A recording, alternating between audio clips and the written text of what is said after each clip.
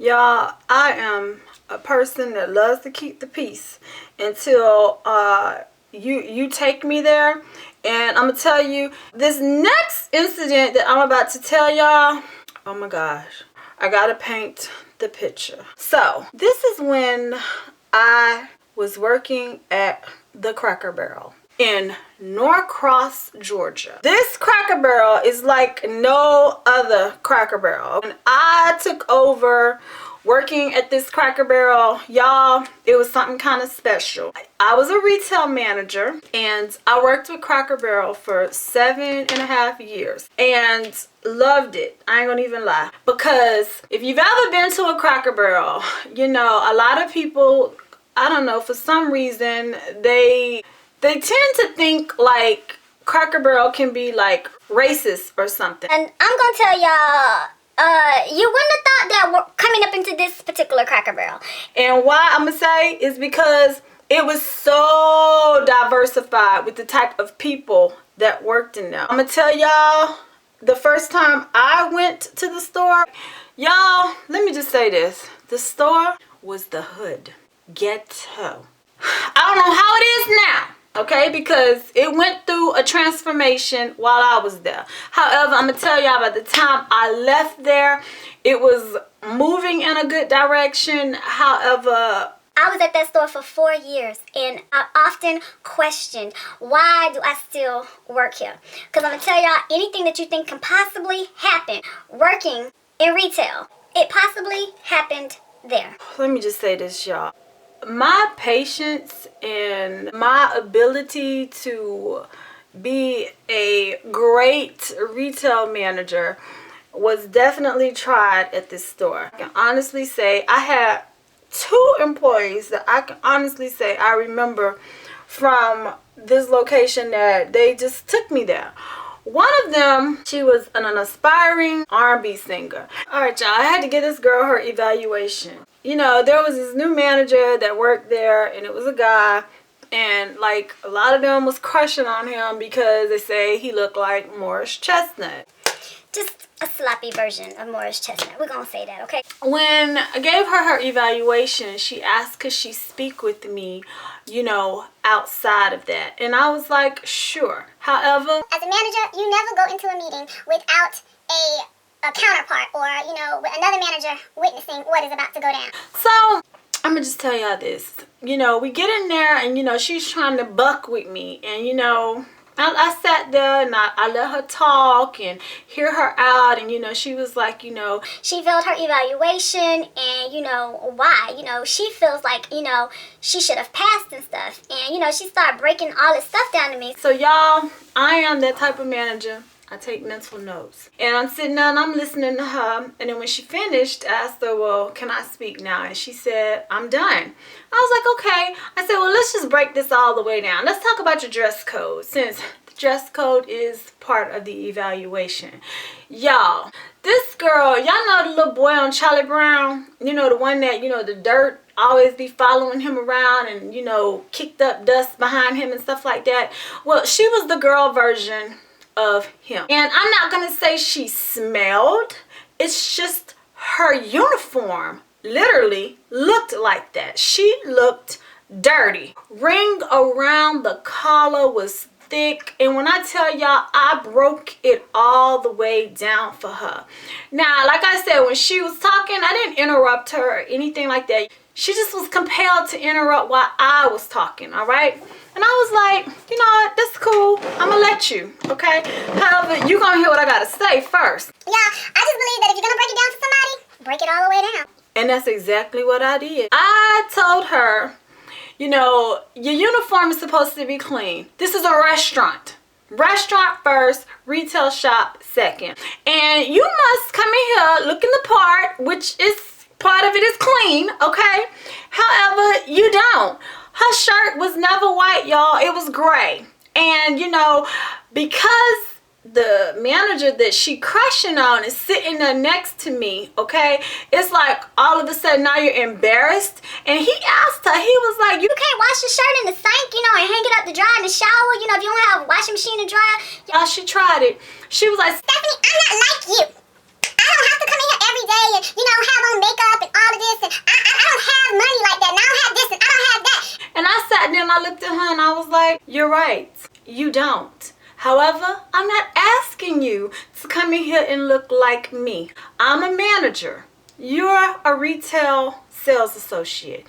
You have a uniform you are required to wear, and I need you to wear it. However, just because you have the elements of the uniform, I still need your ass to be clean. You need to be able to represent when you are on the sales floor. And I'm sorry, but I can't take a dirty chick seriously. I just can't. She was coming for me, but you know how you can just break somebody down and you can make them feel this small?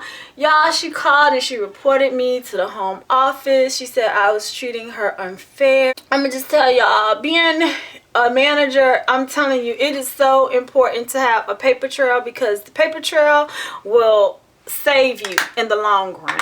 And thank God I had one, because y'all, I swear, I was dubbed loss prevention queen, okay, working at this location. And when I say loss prevention queen, y'all, I'm dead ass serious, okay? Tiffany don't play about people stealing and, like, you know, not following rules and stuff like this. And hold up.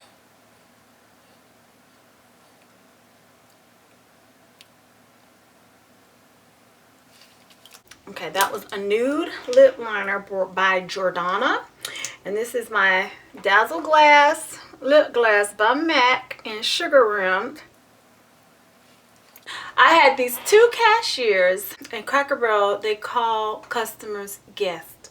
A guest had left her iPhone on the table, and the server, when cleaning the table off, the server brought the cell phone up to the cash stand to give to the cashier, so that if the guest called, you know, we would have her phone. All right, well, the guest called, and you know, she said that she would be up there the next day to come pick her phone up. Thank you for somebody being honest and turning it in.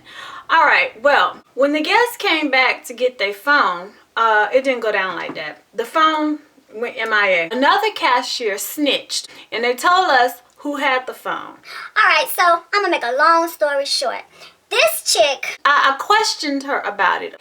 V confessed. However, another cashier, we're gonna call her K. K didn't like the fact that I questioned V, and that V turned around and lost her job.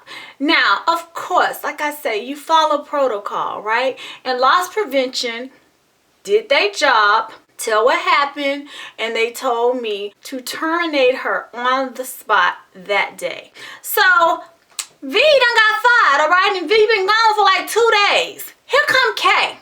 K wants to confront me and ask could she speak with me, and I told her yes. K proceeded to cuss me out, and we were in my office in the back room, and you know, she proceeded to cuss me out, and you know, yeah, I sat there and I took it. because you know what? Unlike my husband, you know, being in the military, soldiers can talk to each other pretty much any kind of way, okay? But for the most part, let that shit happen in the civilian world, it don't go down like that, okay? She told me that I thought I was all this, and who the hell do I think I am firing such and such, because she knew that she didn't take that phone. Little does she know, V already admitted, and V already told what she done did. So this is like one of them incidents where, you know, people just getting in other people's business just because. Well, just because this is what happened. I let Kay talk to loss prevention as well. And loss prevention wanted her terminated too, because she had something to do with V stealing that phone.